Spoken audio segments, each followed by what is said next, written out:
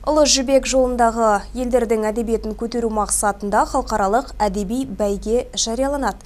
Оған Ресей, Қырғызстан, Өзбекстан, Қазақстаннан шығармашыл топтар қатысалады. Бұл туралы бүгін Жібек жолы бойындағы сұхбат 2019 халықаралық конференциясы барысында айтылды. Одан бөлек шара барысында мамандар ұлы ақын Абай Құнанбаевтың бір өлеңін 25 тілге аудару жайлы уағдаласты. Жібек жолы бойындағы сұхбат осымен 14-ші жыл қатарынан өткізіліп отыр. Соның ішінде Тараз жерінде 3-ші рет ұйымдастырылды. Шараға алыс жақын шетелден 200-ге жоқ білікті маман қатысты. Әр мемлекеттен келген ғалымдардың мақсаты ортақ, тілеуі бір. Ол ұлы жібек жолының тарихын насихаттау, ортақ мәдени және тарихи құндылықтарды сақтау.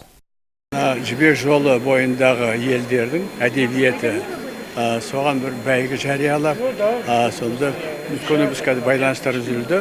Кімде не бар екен, сол хабарсызбыз.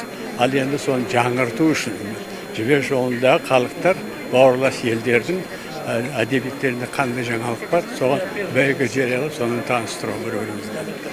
Шара барысында ұлы ақын Абай Құнанбаевтың өлеңін 25 елдің тіліне аудару жайлы тың идея ұсынылды. Себебі Абай күллі Орта Азия мемлекетіне танымал ақын.